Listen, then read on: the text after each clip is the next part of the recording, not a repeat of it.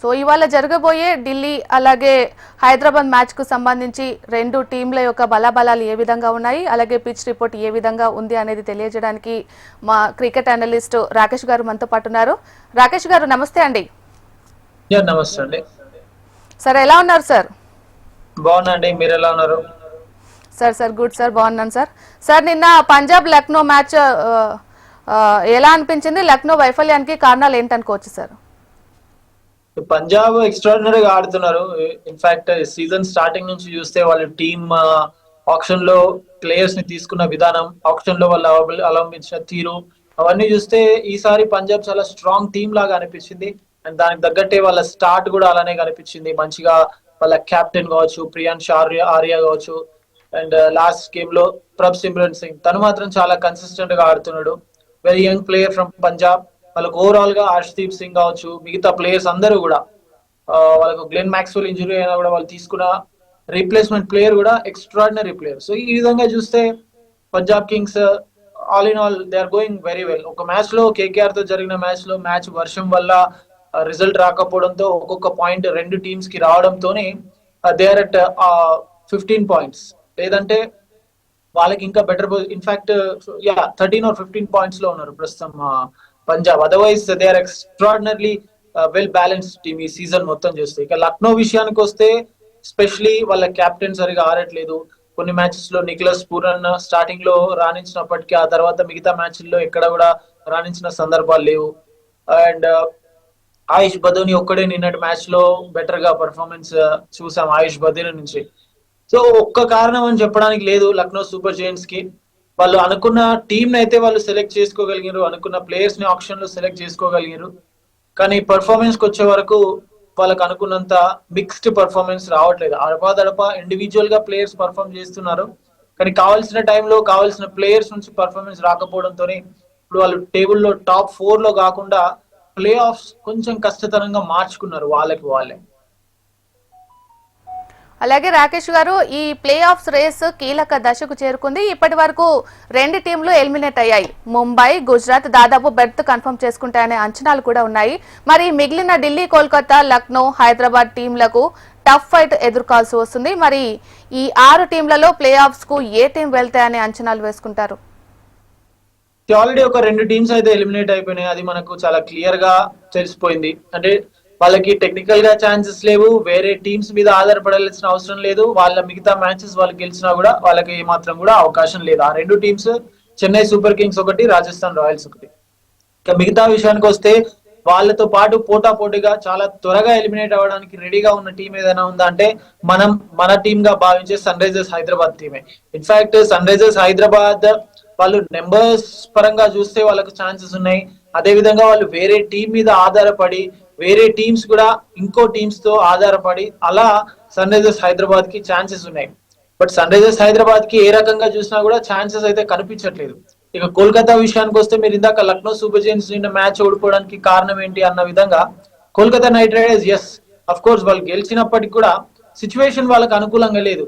వాళ్ళు వెంకటేష్ అయ్యర్ ని తీసుకున్నారు, తను పెద్దగా ఆడట్లేదు. రింకు సింగ్ పెద్దగా ఆడలేదు, రమణ్దీప్ సింగ్ పెద్దగా ఆడలేదు. ఆండ్రూ రసెల్ నిన్నటి మ్యాచ్ తప్ప మినహాయిస్తే పెద్దగా రాణించింది లేదు.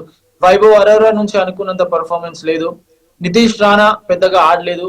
సునీల్ నారాయణ్ అనుకున్న పర్ఫార్మెన్స్ లేదు.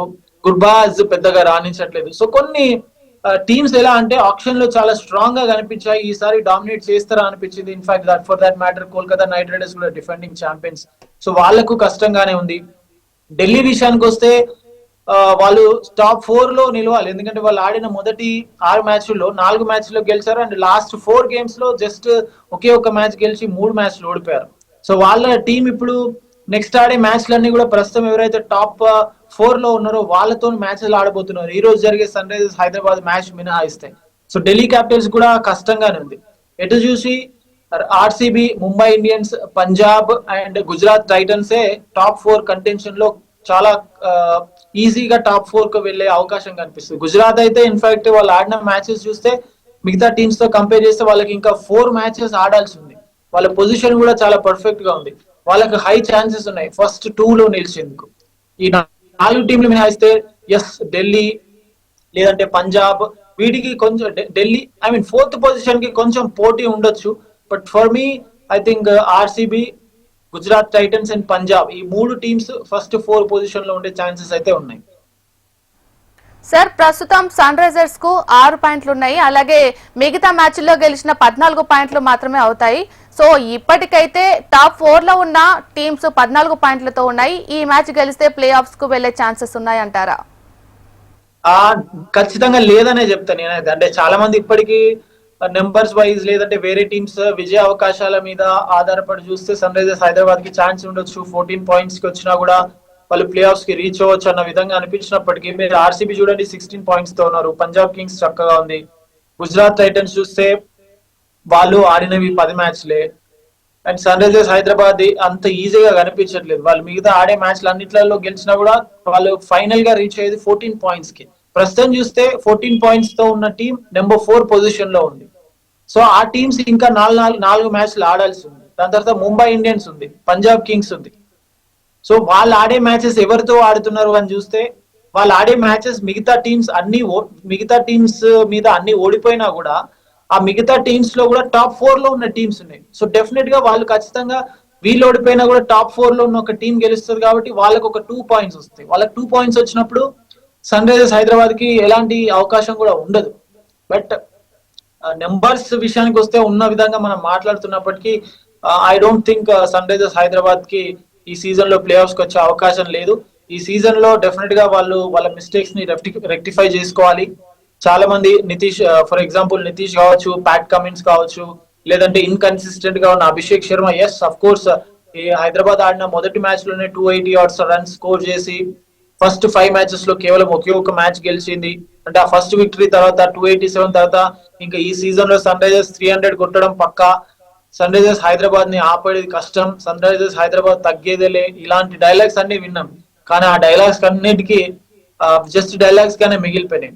So to answer to your question straightforward, Sunrisers అయితే ఛాన్స్ లేదు ఈ సీజన్ లో. అలాగే ఇప్పుడు రాకేష్ గారు, చెన్నైతో మ్యాచ్ లో బౌలింగ్ పర్ఫార్మెన్స్ పెరిగినా బ్యాటింగ్ మాత్రం విఫలం అవుతూనే ఉంది. మరి 4 మ్యాచ్లు తప్పనిసరిగా గెలవాల్సిన పరిస్థితుల్లో ఈ పర్ఫార్మెన్స్ తో టీము రాణిస్తుందంటారా? ఎస్ఆర్హెచ్ టీం పై మీ అంచనాలేంటి? టీం విషయానికి వస్తే అన్ని రకాలుగా వాళ్ళకు చాలా బాగుంది. ట్రావిస్ హెడ్, అభిషేక్ శర్మ చక్కగా ఆడుతున్నారు. ఇషాన్ కిషన్ తన ఐపీఎల్ కెరియర్ లోనే సన్ రైజర్స్ హైదరాబాద్ కి ఆడుతూ తన ఐపీఎల్ కెరియర్ మొత్తంలో మొదటి మ్యాచ్ లోనే సెంచరీ స్కోర్ చేశాడు. హెన్రిక్ క్లాసన్ లాస్ట్ సీజన్ లో ఎలా ఆడాడో చూసాం. నితీష్ కుమార్ రెడ్డి సన్ రైజర్స్ హైదరాబాద్ ఆడి ఆ తర్వాత టీమిండియాకు సెలెక్ట్ అయ్యాడు. Pat Cummins T20 world cup, 50 over world cup, world test championship last season లో సన్ రైజర్స్ హైదరాబాద్ ని ఫైనల్ కి తీసుకొచ్చాడు. అండ్ ఈ సీజన్ లో ఎక్కడ మిస్ అయిందంటే మీరు అన్నట్టు బౌలింగ్ లోనే కొంచెం విఫలం అవుతూ వచ్చింది. బౌలింగ్ లో ఏమైందంటే మొహమ్మద్ షమి ఇలాంటి ప్లేయర్స్, భువనేశ్వర్ కుమార్ లాంటి ప్లేయర్స్ ని కాదని మొహమ్మద్ షమి లాంటి ప్లేయర్స్ ని తీసుకోవడం సన్ రైజర్స్ హైదరాబాద్ కి కొంచెం ఇబ్బందికరంగా మారింది. అలానే స్పిన్నర్స్ విషయానికి వస్తే చాలా వీక్ గా కనిపిస్తుంది ఈ సీజన్ లో. సో చాలా స్ట్రాంగ్ గా కనిపించిన బ్యాటింగ్ యూనిట్ బౌలింగ్ విషయానికి వచ్చే వరకు సన్ రైజర్స్ హైదరాబాద్ ఎక్కడో మిస్ఫైర్ అయింది. వాళ్ళ సెలెక్షన్ భువనేశ్వర్ లాంటి ప్లేయర్స్ ని వదులుకోవడం, నటరాజన్ లాంటి ప్లేయర్స్ ని వదులుకోవడం. సో ఐ థింక్ అక్కడ వాళ్ళకు చాలా ఇబ్బందికరంగా మారింది, దాంట్లో డౌటే లేదు. సో నెక్స్ట్ సీజన్ ఆ మినీ ఆప్షన్ లో అయినా వాళ్ళు ఎక్కడైతే వీక్ గా కనిపిస్తున్నారో వాళ్ళు డెఫినెట్ గా అనలైజ్ చేస్తుంటారు. ఇప్పటి వరకు మన వీక్నెసెస్ ఏంటి, దేని వల్ల ఓడిపోతున్నాం, ఎక్కడ మిస్ అవుతుంది, ఇవన్నిటిని రెక్టిఫై చేసుకొని వచ్చే అవకాశం ఉంది నెక్స్ట్ సీజన్ కి. మరి ఆ మిస్టేక్ ని రెక్టిఫై చేసుకుంటారా లేదో కాలమే నిర్ణయిస్తుంది. రాకేష్ గారు, అలాగే మనం మొదటి నుండి చూసుకున్నట్లయితే ఈ సీజన్ లో హైదరాబాద్ పేలవంగా ఆడుతుంది. మరి టీం వరుస ఓటములకు కారణాలు ఏమనుకోవచ్చు మనం? ఇదే ఇందాక చెప్పాం కదా, చాలా ఇన్కన్సిస్టెంట్ గా ఉన్నారు ప్లేయర్స్. మీరు అభిషేక్ శర్మ ఒక సెంచరీ చేసిండు, ఫస్ట్ మ్యాచ్ లో ఇద్దరు ఓపెనర్స్ బాగా ఆడారు, ఆ తర్వాత ఇద్దరు పెద్దగా పార్ట్నర్షిప్స్ ఎక్కడ కూడా లేవు. సన్ రైజర్స్ హైదరాబాద్ కి వాళ్ళు ఎవరు కూడా పార్ట్నర్షిప్స్ అందించింది లేదు. ఇషాన్ కిషన్ కూడా ఒక మ్యాచ్ మినహాయిస్తే పెద్దగా రాణించింది లేదు. నితీష్ కుమార్ రెడ్డి కన్సిస్టెంట్ గా ఫెయిల్ అవుతూ వచ్చాడు. హెన్రిక్ క్లాసన్ ని అంత పెద్ద అమౌంట్ కి రిటైన్ చేసుకుని టాప్ 4 లో కాకుండా లాస్ట్ లో ఫ్యూ బాల్స్ ఉన్నప్పుడు ఆడిపించడం, తన నుంచి పర్ఫార్మెన్స్ ఎక్స్పెక్ట్ చేయలేకపోయాం. స్పిన్నర్స్ పెద్దగా రాణించలేదు. షమి టూ మెనీ రన్స్ కన్సీడ్ చేస్తూ వచ్చిండు. Pat Cummins experienced campaigner, experienced bowler, తన నుంచి కూడా ధారాళంగా పరుగులు వదిలేయడం చూసాం. హర్షల్ పటేల్ కొంచెం కన్సిస్టెంట్ గా కనిపించిండు. జయదేవ్ ఉన్నట్కర్ ని ఆడిపించిండు, పెద్దగా ఎఫెక్టివ్ కనిపించలేదు. జిషాన్ స్పిన్నర్ శ్రీలంక నుంచి తీసుకొచ్చారు. తన నుంచి కూడా పెద్ద పర్ఫార్మెన్స్ లేదు. సో ఓవరాల్ గా మీకు as a unit Sunrisers Hyderabad ఎక్కడ కూడా కన్సిస్టెంట్ గా పరుగులు సాధించడం కావచ్చు, కన్సిస్టెంట్ గా అపోజిషన్ ని తక్కువ స్కోర్ కి అవుట్ చేయడం కావచ్చు, ఇవేవి కూడా కనిపించలేదు. మీరు either two money heavy runs అయినా పెట్టి ఉండాలి. మీరు కొన్ని మ్యాచ్లో చూడండి, సన్ రైజర్స్ హైదరాబాద్ వాళ్ళు రన్స్ స్కోర్ చేయడంలో కూడా, లేదంటే టార్గెట్ ని చేజ్ చేయడం కూడా చాలా విఫలమయ్యారని చూసాం. బికాస్ సన్ రైజర్స్ హైదరాబాద్ లాంటి టీమ్ కి, అలాంటి బ్యాటింగ్ యూనిట్ ఉన్న టీమ్ కి 200 రన్స్ స్కోర్ చేయడం అనేది కష్టతరంగా మారదు. అలాంటిది వాళ్ళు 200 ఆర్డర్ రన్స్ ని, బిలో 210 రన్స్ ని స్కోర్ చేయడం కూడా చాలా కష్టంగా మారింది. ఫస్ట్ బ్యాటింగ్ చేస్తూ ప్రతిసారి 300 కొడతారు అనుకున్న టీం కొన్నిసార్లు 180 స్కోర్ చేయడానికి కూడా చాలా కష్టపడింది. So it is not about players as a team consistency లేదు, ప్లేయర్స్ ఇండివిజువల్ గా రెస్పాన్సిబిలిటీ తీసుకోలేదు, అనుకున్న విధంగా సీజన్ కొనసాగలేదు. ఇలా చెప్పుకుంటూ పోతే చాలా రీజన్స్ ఉన్నాయి సన్ రైజర్స్ హైదరాబాద్ కి. అలాగే అండి, ఇప్పుడు ఢిల్లీ హైదరాబాద్ మధ్య ఉప్పల్ స్టేడియంలో ఇప్పటి వరకు 6 మ్యాచ్లు అయ్యాయి. అలాగే చెరో 3 మ్యాచ్లు గెలిచారు కూడా. మరి ఈ రోజు హోమ్ గ్రౌండ్ సన్ రైజర్స్ కి కలిసి వస్తుంది అనుకోవచ్చా మనం? డెఫినెట్ గా హోమ్ అడ్వాంటేజ్ ఉంటుంది సన్ రైజర్స్ కి, ఎందుకంటే ఈ గ్రౌండ్ లో రన్స్ ఎక్కువ రావడం చూసాము. ఒక కపుల్ ఆఫ్ మ్యాచెస్ లో స్లో వికెట్ ని తయారు చేశారు, బ్లాక్ సాయిల్ వికెట్ మీద ఆడింపించే ప్రయత్నం చేశారు. అది సన్ రైజర్స్ హైదరాబాద్ కే ఒక దెబ్బలాగా మారింది. అక్కడ మ్యాచెస్ ఓడిపోయారు. సో వాళ్ళ స్ట్రెంగ్త్ బ్యాటింగ్, వాళ్ళ స్ట్రెంగ్త్ పవర్ హిటర్స్, వాళ్ళ స్ట్రెంగ్త్ మంచి ఫ్లాట్ వికెట్స్ మీద బాగా ఆడగలరు. And Sunrisers Hyderabad home ground, Hyderabad కూడా మంచి ఫ్లాట్ వికెట్స్ కి పెట్టింది పేరు. సో ఐపీఎల్ కూడా చాలా సందర్భాలు బెస్ట్ క్యూరేటర్ అవార్డు కూడా మన హైదరాబాద్ క్యూరేటర్ కి చంద్రశేఖర్ గారికి అందించడం చూసాం. దాన్ని బట్టి ఒక మంచి హై స్కోరింగ్ గేమ్ అయితే ఈ రోజు ఎక్స్పెక్ట్ చేయొచ్చు. సో సన్ రైజర్స్ హైదరాబాద్ కి డెఫినెట్ గా హోమ్ అడ్వాంటేజ్ ఉంటుంది. మరో పక్క ఢిల్లీ క్యాపిటల్స్ ఏంటంటే వాళ్ళకి ఇది చాలా కీలకమైన మ్యాచ్ సన్ రైజర్స్ హైదరాబాద్ తో కంపేర్ చేస్తే. ఈ మ్యాచ్ లో గెలిస్తే వాళ్ళ ప్లే ఆఫ్స్ కొంచెం ఈజీగా మారే ఛాన్స్ ఉంటుంది. వాళ్ళు ఈ మ్యాచ్ కనుక ఓడిపోయారంటే వాళ్ళని వాళ్ళు ఒక క్రిటికల్ పొజిషన్ లోకి నెట్టిన విధంగా అనిపిస్తుంది. ఎందుకంటే థర్డ్ అండ్ ఫోర్త్ టీమ్ కి, ఇప్పుడు ప్రస్తుతం 5th పొజిషన్ లో ఉన్న ఢిల్లీ క్యాపిటల్స్ టీమ్ కి పెద్దగా గ్యాప్ లేదు. ఒక మ్యాచ్ తక్కువ గుజరాత్ ఆడినప్పటికీ, వీళ్ళు ఒక మ్యాచ్ ఎక్కువ ఆడినప్పుడు కూడా వీళ్ళు ఇప్పుడు తప్పనిసరి గెలవాల్సిన మ్యాచ్. ఎందుకంటే నెక్స్ట్ మ్యాచ్ లో గుజరాత్ గెలిచిందంటే ఆ పాయింట్స్ డిఫరెన్స్ చాలా హ్యూజ్ గా ఉంటుంది. ఆ తర్వాత వాళ్ళు ఆడే మిగతా 2 మ్యాచ్లు కూడా తప్పక గెలవాల్సిన పరిస్థితి ఉంటుంది. సో ఢిల్లీకి చాలా ఇంపార్టెంట్. బట్ మీరు అన్నట్టు హోమ్ అడ్వాంటేజ్ ఉంటుంది. అండ్ ఢిల్లీ విషయానికి వస్తే ఏంటంటే వాళ్ళు ఇనిషియల్ గా వాళ్ళ మెయిన్ హోమ్ గ్రౌండ్ ఢిల్లీలో కాకుండా వైజాగ్ లో, అండ్ వాళ్ళు వేరే టీమ్స్ హోమ్ గ్రౌండ్స్ కి వెళ్ళి ఆడినప్పుడు మ్యాచ్లు గెలుస్తూ వచ్చింది. సో వాళ్ళ హోమ్ గ్రౌండ్స్ కి వచ్చిన తర్వాత లాస్ట్ 4 మ్యాచెస్ లో 3 మ్యాచెస్ కంటిన్యూస్ గా ఓడిపోయారు.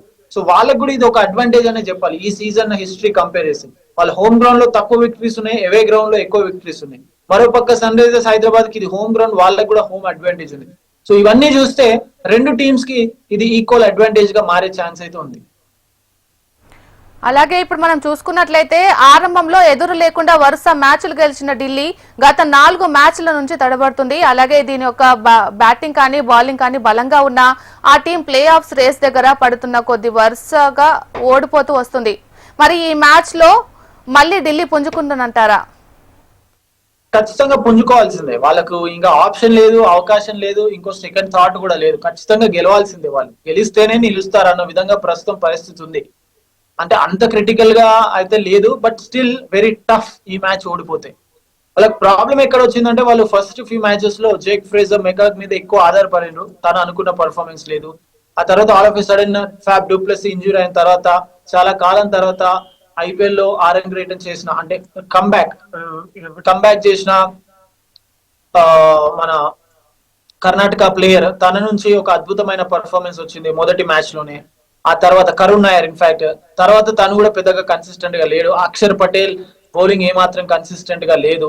వాళ్ళ ఫాస్ట్ బౌలర్స్ ఎస్పెషలీ స్టార్క్ చాలా రాణించాడు ఈ సీజన్ లో. అండ్ స్టార్క్ కి లెఫ్ట్ హ్యాండర్స్ మీద, ఎస్పెషలీ ట్రావిస్ హెడ్ మీద మంచి రికార్డ్ ఉంది. స్పిన్నర్స్ కుల్దీప్ బాగానే రాణిస్తున్నాడు, విప్రజ్ కూడా బాగానే రాణిస్తున్నాడు. సో ఇషాన్ పురేల్ కూడా బాగానే ఉన్నాడు. కాకపోతే వాళ్ళు ఏంటంటే యాజ్ ద యూనిట్ వాళ్ళు పెద్దగా రాణించింది లేదు. కొంతమంది ప్లేయర్స్ కొన్ని ఇండివిజువల్ అకేషన్స్ లో మంచిగా రాణించింది. కాకపోతే ఇక్కడ కావాల్సింది ఏంటంటే యాజ్ ద యూనిట్ వాళ్ళు రాణించాలి. అక్షర్ కూడా లాస్ట్ గేమ్ లో ఇంజూర్ అయ్యాడు. తన నుంచి full fledged bowling quota of overs చూడలేదు, కానీ బ్యాటింగ్ అయితే వచ్చిండు. యాజ్ ఏ కెప్టెన్ తను బెటర్ గానే ఉన్నాడు. కానీ ఇలాంటి కీలకమైన మ్యాచ్ లో, ఇలాంటి ఇంపార్టెంట్ మ్యాచెస్ లో, ఇలాంటి డూ ఆర్ డై మ్యాచ్ లో తన స్కిల్, తన క్యాప్టెన్సీ స్కిల్, తన బౌలింగ్ స్కిల్, తన బ్యాటింగ్ స్కిల్, ఇవన్నిటితో పాటు తను యాజ్ ఎ కెప్టెన్ వాళ్ళ యూనిట్ ని, వాళ్ళ ప్లేయర్ ని ఏ విధంగా బెటర్ గా పర్ఫామ్ చేసేందుకు మోటివేట్ చేస్తారు అనేది చాలా ఇంపార్టెంట్. అలాగే సార్, ఇప్పుడు 5వ ప్లేస్ లో ఉన్న ఢిల్లీ ప్లే ఆఫ్స్ రేస్ లో ఉండాలంటే ఈ మ్యాచ్ చాలా కీలకం. అలాగే వరుస ఓటముల నేపథ్యంలో జట్టులో మార్పులు ఏమైనా జరిగే అవకాశాలు ఉన్నాయా? లాస్ట్ మ్యాచ్ లో గాయపడిన అక్షర్ పటేల్ ఈ మ్యాచ్ కు అందుబాటులోనే ఉన్నాడంటారా? పెద్దగా మార్పులు అయితే ఏం చేయకపోవచ్చు. వాళ్ళకు ఒక అడ్వాంటేజ్ ఏంటంటే చిన్న ఇంజురీ తర్వాత కంబ్యాక్ చేసిన ఫ్యాబ్ డూప్లెసీ లాస్ట్ గేమ్ లో బెటర్ గా ఆడడం, దాని ముందు గేమ్ లో అలా. కరుణ్ నాయర్ కూడా తను మొదటి మ్యాచ్ లో ఆడిన అలాంటి ఇన్నింగ్స్, ముంబై మీద 80 odd రన్స్ స్కోర్ చేశాడు, అలాంటి ఇన్నింగ్స్ కనుక ఆడగలిగితే మాత్రం వాళ్ళ బ్యాటింగ్ యూనిట్ డెఫినెట్ గా చాలా స్ట్రాంగ్ గా ఉంటది. ఇషాన్ పొరేల్ చాలా అద్భుతంగా రాణిస్తున్నారు. అండ్ మీరు అడిగినట్టు అక్షర్ పటేల్ ఇంజురీ అయింది కదా, తను అవైలబుల్ గా ఉంటాడు అంటే of course I think 99.99% available గా ఉంటాడు. ఎందుకంటే లాస్ట్ గేమ్ లో బౌలింగ్ అంటే వాళ్ళ టీం ఫీల్డింగ్ చేస్తున్నప్పుడు ఇంజురీ అయ్యాడు, ఆ తర్వాత తను బ్యాటింగ్ కూడా వచ్చింది కాబట్టి I don't think Akshar Patel unavailable ఉండే ఛాన్సెస్ అయితే లేవు. ఇక బౌలింగ్ లో పెద్దగా మార్పులు లేకపోవచ్చు, బ్యాటింగ్ యూనిట్ లో కూడా పెద్దగా మార్పులు లేకపోవచ్చు. ఇలాంటి టైంలో రిస్క్ తీసుకొని చేంజెస్ తీసుకొచ్చి వాళ్ళు ట్రయల్ అండ్ ఎర్రర్ లాంటి మిస్టేక్స్ అయితే నేను అనుకోవట్లేదు. So I don't think there will be any changes. అలాగే సార్, ఇప్పుడు మనం చూసుకున్నట్లయితే హైదరాబాద్ స్టేడియం బ్యాటింగ్ కు అనుకూలంగా ఉంది. ఇక్కడ జరిగిన మ్యాచ్ల్లో చేజింగ్ టీమ్ కే విన్నింగ్ ఛాన్సెస్ ఎక్కువగా ఉన్నాయి. ఈ మ్యాచ్ లో చేజింగ్ కు ఏ టీం బలంగా కనిపిస్తోంది?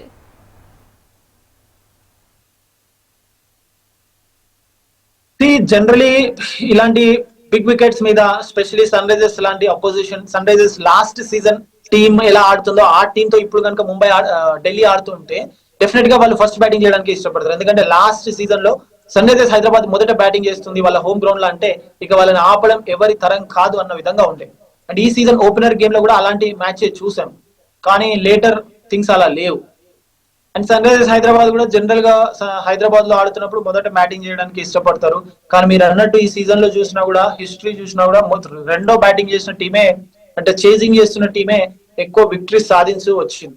సో ఈ మ్యాచ్ లో కూడా అలాంటి అవకాశం లేకపోలేదు అని చెప్పడానికి లేదు. కానీ సన్ రైజర్స్ డెఫినెట్ గా వాళ్ళు టాస్ గెలిస్తే బ్యాటింగ్ తీసుకుంటారు.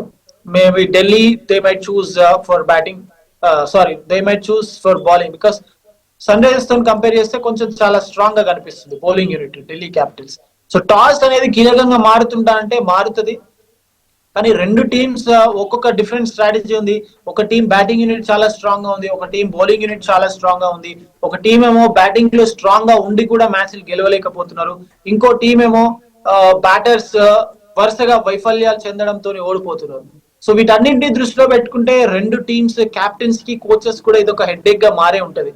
ఏంటి, టాస్ గెలిస్తే ఏం చేయాలి, బ్యాటింగ్ చేయాలా, బౌలింగ్ చేయాలా, వికెట్ ఎలా ఉంటుంది, ఫ్లాట్ గా ఉంటుందా ఉండదా, బయట వెదర్ కండిషన్ ఎలా ఉంది, బికాస్ లాస్ట్ ఈవినింగ్ కావచ్చు, దానికి ముందు డే కావచ్చు, స్లైట్ డ్రిజిల్ చూసాం, మంచి బ్రీజ్ కూడా చూసాం. సో ఇలాంటి టైంలో సిచ్యువేషన్ డిఫరెంట్ గా ఉంటుంది. మీకు ఎప్పుడైతే డే అంతా చాలా ఎండగా ఉంటుందో ఈవినింగ్ టైంలో ఎక్కువగా డ్యూ వచ్చే ఫ్యాక్టర్ ఉంటుంది.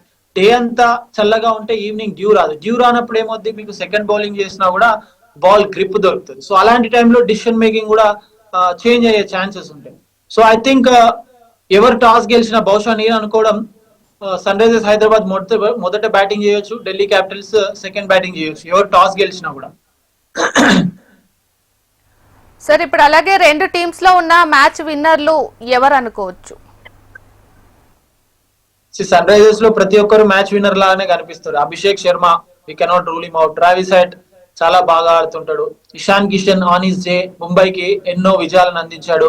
నితీష్ కుమార్ ఒక్కసారి మళ్ళీ ఫామ్ లోకి వచ్చిందంటే ఇంకా తెలుగు ప్లేయర్ అద్భుతంగా రాణిస్తాడు. క్లాసన్, తను ఎంత పెద్ద పెద్ద హిట్స్ కొడతాడో మనకు తెలుసు.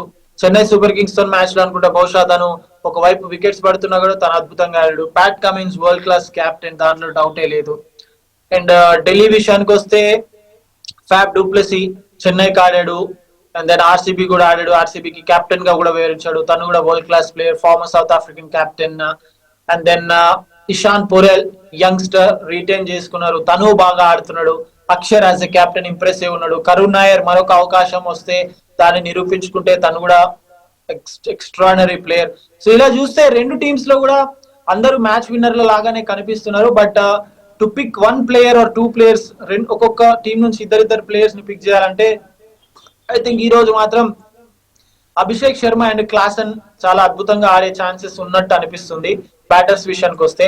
ఇక బౌలింగ్ విషయానికి వస్తే పెద్దగా వీళ్ళని పిక్ చేసుకోవాలన్న విధంగా అనిపించట్లేదు. But let's go with Harshal Patel.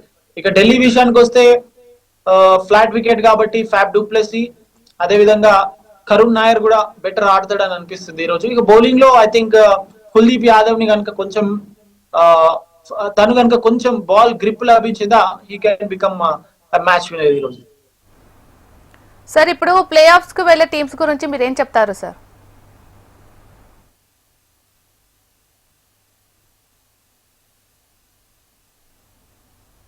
First ఇప్పుడు ప్రస్తుతం ఉన్న టీమ్స్ లో RCB, Mumbai Indians, Delhi, Gujarat Titans and PBKS. Team పేరు ఈ టాప్ 4 లో ఏంటంటే ముంబై ఇండియన్స్. వాళ్ళు వరుసగా మ్యాచ్లు ఓడిపోతూ వచ్చారు ఇనిషియల్ గా, ఆ తర్వాత స్లోగా వాళ్ళు మ్యాచ్లన్నీ గెలుచుకుంటూ ఒక టైంలో టేబుల్లో నెంబర్ 1 పొజిషన్ లో కూడా ఉన్నారు.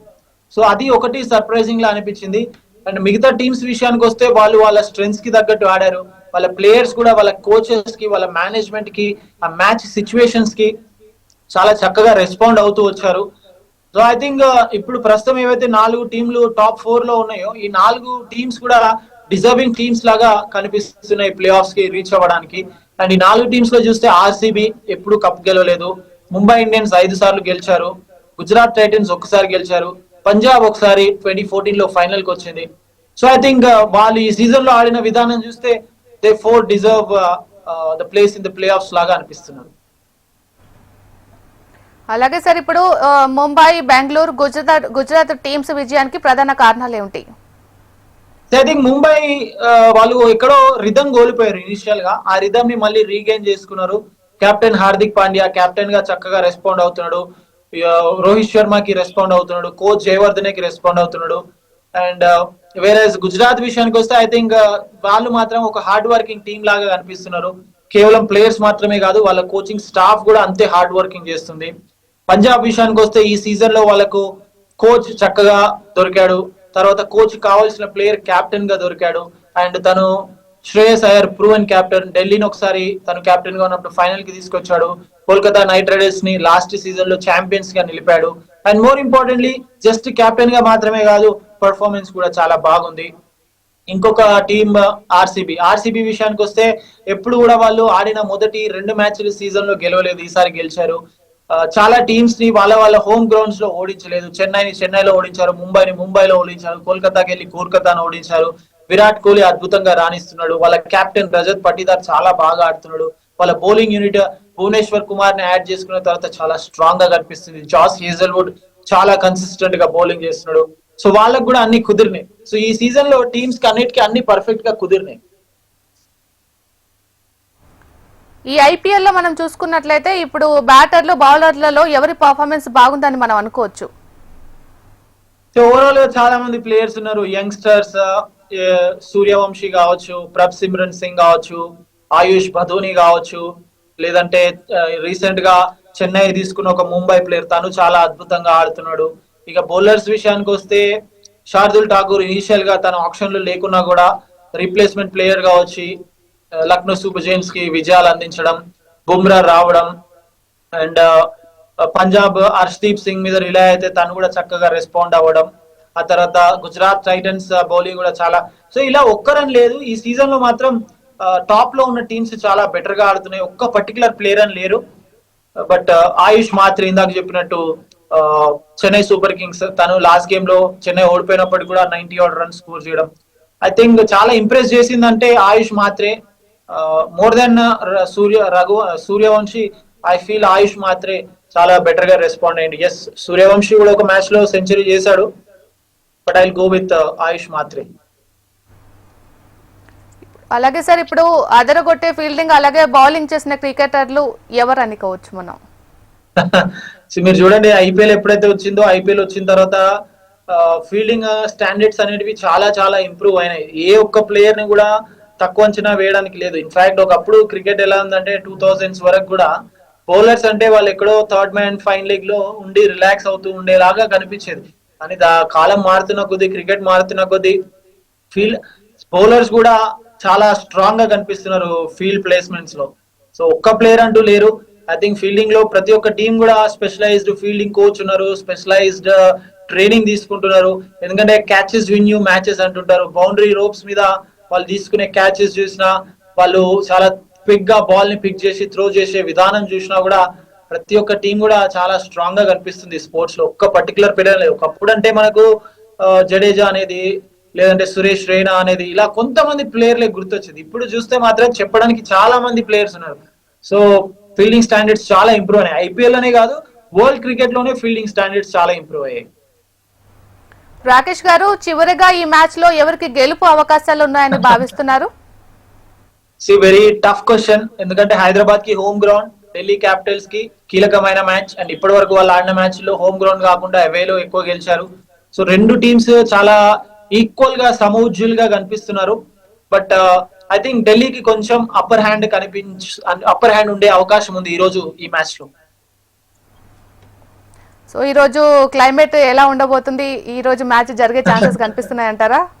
I think it should be fine. దాంట్లో పెద్ద ఇబ్బందికరంగా ఏం లేదు. బట్ హైదరాబాద్ టిపికల్ గా తెలుసు కదా, all of a sudden weather change అవుద్ది. మనం లాస్ట్ ఫ్యూ డేస్ లో చూసాం. బట్ ఐ డోంట్ థింక్ పెద్దగా మార్పులు ఏమి ఉండకపోవచ్చు. మ్యాచ్ సదావుగా జరిగే ఛాన్సెస్ ఎక్కువగా ఉన్నాయి. మీరు ఎవరికి సపోర్టింగ్ గా ఉన్నారు సార్? అక్కడ ఢిల్లీకా లేదంటే సన్ రైజర్స్ కా? ఎవరికి అనుకోవచ్చు? సపోర్టింగ్ అంటే డెఫినెట్ గా బీయింగ్ హైదరాబాద్ కి సపోర్ట్ చేసి హైదరాబాద్ గెలిస్తే బాగుంటుంది అనిపిస్తుంది. బట్ సిచ్యువేషన్స్ అలా లేవు. హైదరాబాద్ కి అనుకూలమైన గ్రౌండ్ ఉన్నప్పటికీ కూడా టీమ్ లో పెద్దగా కన్సిస్టెంట్ గా ఆడుతున్న ప్లేయర్స్ లేరు కాబట్టి సపోర్ట్ హైదరాబాద్ కు ఉన్నప్పటికీ ఎక్కడో ఢిల్లీకి అవకాశం ఉన్న విధంగా అనిపిస్తుంది ఈరోజు. రైట్ రాకేష్ గారు, థ్యాంక్ యూ అండి. Thank you very much. Thank you sir. ఇది వాళ్ళ స్పోర్ట్స్ అప్డేట్స్. చూస్తూనే ఉండండి హెచ్ఎం టీవీ. వార్త ఆగదు, నిజం తాగదు.